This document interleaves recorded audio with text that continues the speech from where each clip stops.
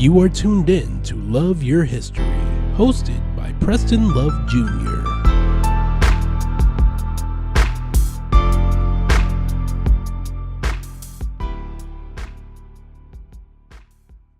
Well, hello, I'm Preston Love Jr., and I welcome you, and I'm so grateful to be with you again today. But I want to welcome you to our new podcast called Love Your History with me, Preston Love. And on this regular podcast, we'll be talking about the African American culture and history and heritage. On a monthly basis, we will be with you every first Wednesday on this wonderful network. It's my pleasure. I would say that on this particular show, that I have increased enthusiasm because this is really the first show. And so let's not tarry on that. I want to say that in order to indicate your interest on this show, may I just take 30 seconds about why me talking about Love Your History? Well, let me first say that I'm 80 years old and I've lived and experienced history. I have been involved in the observance and the participation in history. I was born in 1942, and I was raised right here in Omaha, in North Omaha. I have lived the history. And so on my show, over the next coming episodes, we'll be talking about all aspects of the African American culture and history, both nationally and locally. May I also say that I am a professor at the University of Nebraska here in Omaha in the Black Studies Department. And I participate as a regular participant in trying to assist North Omaha in making history. So that's my introduction to our new show called Love Your History and with me, Preston Love. I want to start today by talking about something that is occurring before your eyes. And it is as much making history as it is history in itself. However, all of these things, quite frankly, are evolving from our illustrious history, the good and the bad and the ugly of our history. May I say that also that I'm a writer. I have written 5 books, 2 of which are children's books, and that every year, you should know, every year, I take 40 high school kids and anywhere from 20 to 40 adults on a Black History tour. It is designed for the youth, but we go on a Black History tour to teach our youth and so that they reach a point, so guess what? They would love their history. But we take them to Memphis, Tennessee. We take them to Jackson, Mississippi. We take them to Birmingham. We take them to Tuskegee. We take them to Selma. We walk them across the Edmund Pettus Bridge. We take them to Montgomery, and we take them to Atlanta. May I say also that we do this with all expenses paid. But we're teaching our youth something that they're not aware of, quite frankly, and unfortunately. We teach them their own history, their African American history. And we're doing this every year. So I say this because what is on my mind today, and what I want to share with you is some breaking news about the history of North Omaha, the local history, and then with reference to my annual tour that I just described. We just returned in the last 2 weeks from that tour. I believe we had maybe one of the best tours ever this year. We had a great crop of students. By the way, our students now are very diverse. We have, of course, white and black students, but we have Hispanics, Jewish, Africans of several nations, and more. So we appreciate the group that we have each year, and the group that we have each year is different. They have a different group personality. They have a different way of engaging or not engaging in the lessons that we're trying to teach them. We go on this trip, and it could be called a fun trip, but it's not designed to be fun. It is designed to teach our youth their own history, and then for them to learn it, for them to respect it, and may I add, to love it, and then to go out and make history. That's what we're trying to do. We just got back. We had a wonderful time this year. We go to Memphis for all of its history. We, of course, go to the Lorraine Hotel where Martin Luther King was assassinated. And we go and we learn all of the aspects of why he was there. Do you know why he was there? He was there to support the sanitation workers in Memphis. In fact, one of the early and first real entry into something other than just civil rights and voting rights. He began to look ahead and begin to involve himself in the economics and the economic rights and the economic impact of things on Black people and Black communities. He was in Memphis to support the sanitation workers, and that's when he was assassinated. And so we go to Memphis and we learn those lessons. We also go, while we're in Memphis, we go to the Mason Temple, which is the home of the very large Church of God in Christ, the headquarters, the international headquarters of the Church of God in Christ is in Memphis.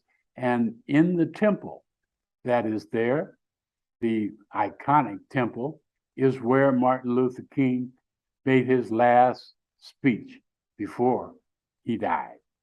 So we go there and we go inside that temple and learn about it and learn about and feel the emotional impact of being in that temple and the emotional impact of looking into the room that Martin Luther King laid and slept before he woke up that next day and was assassinated. That's partly what we do in Memphis. We go on from there to Jackson, Mississippi. And Jackson, Mississippi is where Emmett Till was hung and he was lynched and he was beaten and thrown over into the bridge, across the bridge, into the water, the Tallahassee, to be specific. And we learn about that horrible death and all of its history. It was in 1955. May I mention historically that I believe that really the civil rights movement in earnest, and the one that we know of and think of when we talk civil rights movement, began in the mid-50s. And Emmett Till's death in 55 was part of that beginning. It also could be noted that in 1954, Brown versus the Board of Education was a part of that beginning, as we finally had a Supreme Court decision that broke open and destroyed the segregation, or at least legally, in our schools. We surely got in former episodes to talk about segregation in schools right here in Omaha, Nebraska.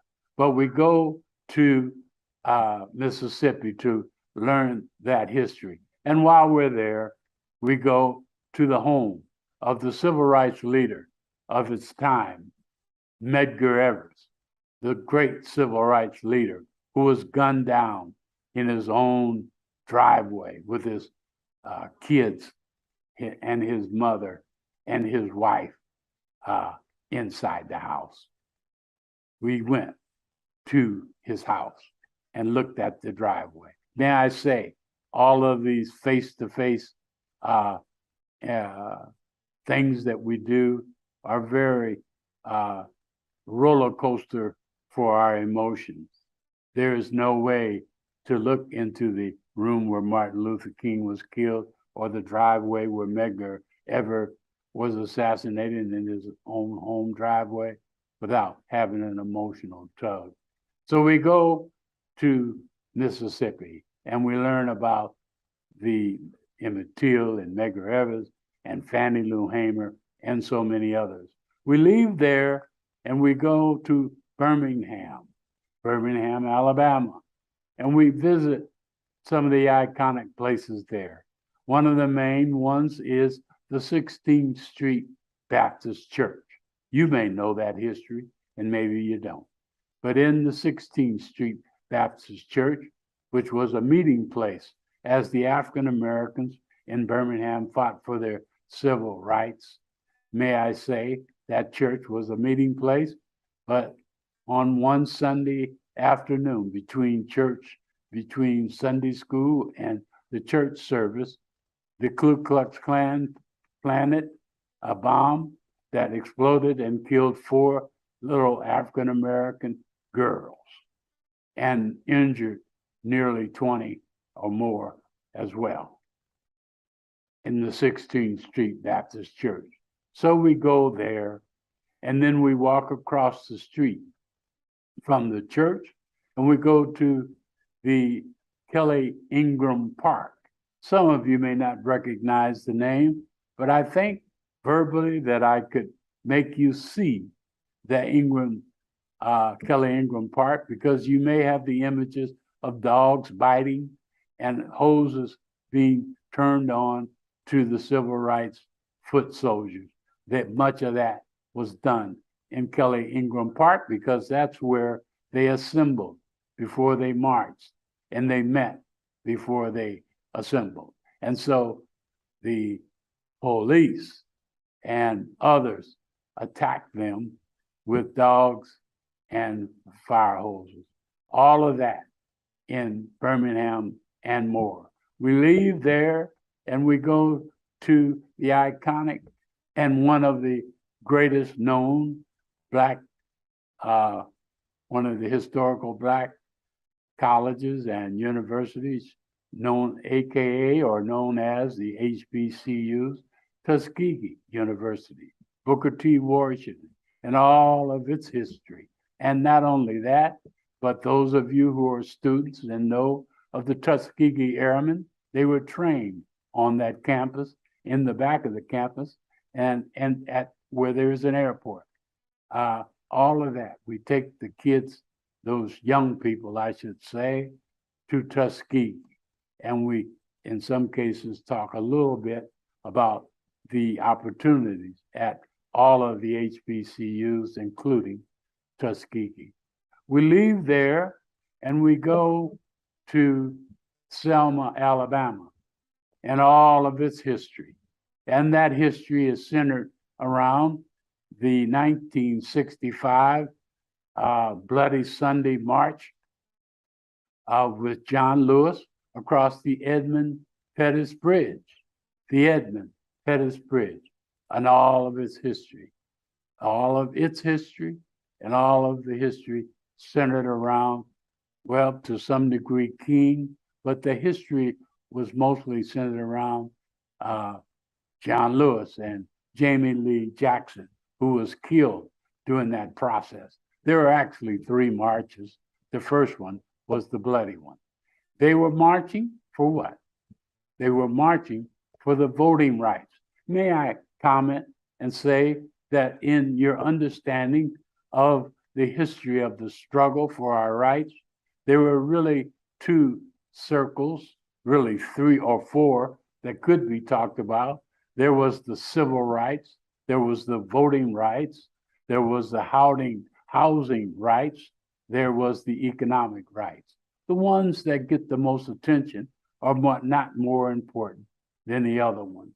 But once in 1964, as the communities across the South and across the nation fought for civil rights, there was a time in 1964 where 4 young men who were there to demonstrate and march and fight for the civil rights in Mississippi. They fought and they fought, and they were arrested. And one particular night, 3 young men were arrested, and they were released purposefully about midnight when it was dark. And their names were Cheney, Goodman, and Smyrna. And they were released, as I say, on purpose in the middle of the night. And as they drove away from the jail and drove down the country road, they were pulled over by a police vehicle, and they were taken out and beaten to death. They became martyrs, and as a result of the publicity of all of that and the horribleness of all of that, may I mention that their perpetrators were never really prosecuted. But may I say that they were killed in 1964, and it was their deaths that really was the reason for and what really became the final point as it relates to the passage of the 1964 Civil Rights Act. So that particular fight, if you will, for equal opportunities under the law and for the civil rights and all of that, the civil rights, if you will, many ways you could describe it. But the civil rights battle was brought to a head with the 1964 Civil Rights Act. I mention it in the context of all of the 5 that I mentioned: the civil rights, the voting rights, the economic rights, the housing rights. All of those together were really on the agenda for the civil rights movement. So theoretically, in 1964, after the death of those 3 young men, the 1964 Civil Rights Act was passed by, signed by what was then the president, Lyndon Baines Johnson. But I make this point because I leap forward to the tour that I was describing about us going to Selma and going across the Edmund Pettus Bridge. That was in 1965, after the passage of the 1964 Civil Rights Act. Now the attention of the civil rights movement moved from civil rights to voting rights. And that's what the fight was about when John Lewis and Martin Luther King and so many others were there at Edmund Pettus Bridge to demonstrate and to bring to the attention of the nation and to the counties there in Alabama that Black folks were not allowed to register and vote. They were allowed, in some cases, only if the Black folks met some unbelievable impediments. I could talk about those. Don't want to take a lot of time with them, but you could register as a Black in Alabama at that time if you could count the number of jelly beans in a jar, if you could pay a very large tax called poll tax, or if you could prove that your grandfather or grandmother voted before you. It definitely had not happened. And so all of that and more, the impediments to voting made it virtually impossible for Black folks to register and vote. And so that was being addressed and focused for some period of time by the civil rights movement, focused itself on Selma, Alabama. And so John Lewis led, because Martin Luther King was not in town, he led the first march attempt to cross the bridge, because the march, if you don't know, was intended to go something like this. And there were thousands of people in the march. They were going to march from Selma, Alabama, to the capital city, Montgomery, about 55 miles. Take you a long time, but that's what they had planned to do, to make it dramatic, and then go to the steps of the state house and demand that Blacks be given the right to vote. That was the plan of the Selma Civil Rights March. So in order to get from Selma to Montgomery, the first stage of that is the bridge, that the Edmund Pettus Bridge, just let me mention that as Pettus was a Ku Klux Klan member, but to cross that bridge before you begin the large, long march to Montgomery. And so the confrontation by the civil rights movement was in fact right there on the front end, right there at the Edmund Pettus Bridge, a now iconic bridge. May I say that there is much talk right now about making that bridge, renaming it to the John Lewis Bridge.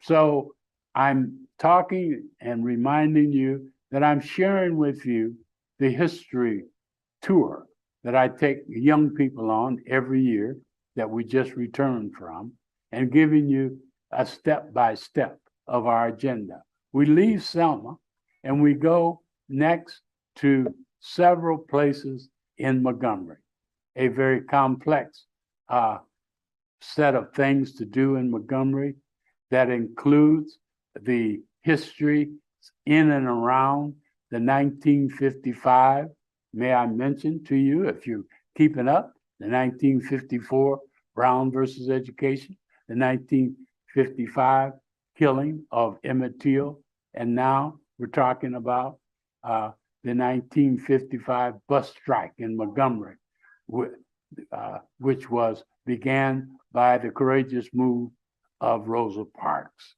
And so we go there and we learn the story of Rosa, but we learn the great, courageous story of the residents of Montgomery who refused to ride the buses once the horrible bigotry and discriminatory practices as it relates to Blacks on public buses was exposed. And so that demonstration, the bus boycott, lasted a year. It brought the bus company to its knees because they were getting most of their revenue from Black folks riding to and from work. And they won that fight because that fight was the bus company capitulated and changed the policies. And also part of the victories that they hired Black bus drivers and Black mechanics. The bus strike was a very great victory in the mid-50s. I mentioned the dates again because I'm making the point that those dates were the beginning of what the civil rights movement was about for another 13 years as we know it, the civil rights movement as we know it. But we go there on our tour, and we go there to Montgomery to learn what I just mentioned. But we also go to very important other places, among others, is we go to the newly designed and the new museum called the Equal Justice Initiative, which is there in Montgomery. Oh, what an emotional place to go. It commemorates, it showcases, it mourns over nearly 5,000 Black men, women, and children who were lynched. They do it in a very dramatic way. You'll have to go for yourself. We take those young people to the memorial to commemorate there. And they are commemorated on in a way that does it. It is organized by county, by state. And so when you move around and you see these lynchings all over the South and some in the North, they're commemorated by state and county, and voila, you walk up and you see Nebraska, Douglas County, and you see our two lynchings. One in 1919, Will Brown, and one in 1891, George, AKA Joe Cole, George Smith, both lynchings in our city, from our city, are commemorated in Montgomery, along with all the other horrible acts by racists. And so we go there and all of that history and more. And then while we're there, we go over to the Legacy Museum that is a expose of slavery and all of the horribleness of slavery. And it's displayed in some very dramatic ways. They just moved to a new facility, by the way. Very emotional place to go. And when you go, there's some jars. There's a wall full of jars. And one of them has on it Douglas County, Omaha, Nebraska. And the jar is full of dirt. And the dirt is the dirt of the area where Will Brown was lynched. And he was shot 100 times and then burned to a crisp, if you don't know that story. And so, oh my goodness, we're in our sixth day, on our fifth day, our sixth day, we go to Atlanta, the final day. We do the obvious. We go, as I mentioned, we go to where Martin Luther King was raised, where he went to church. We actually go to the house where he grew up. We go to Ebenezer, where his dad and mom were the minister and first lady of Ebenezer Baptist Church.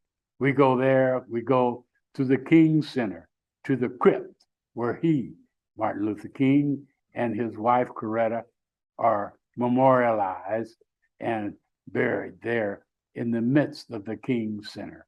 We do all of that, but we also visit the iconic Black community in Atlanta and some of the 5 or 6 great colleges and universities.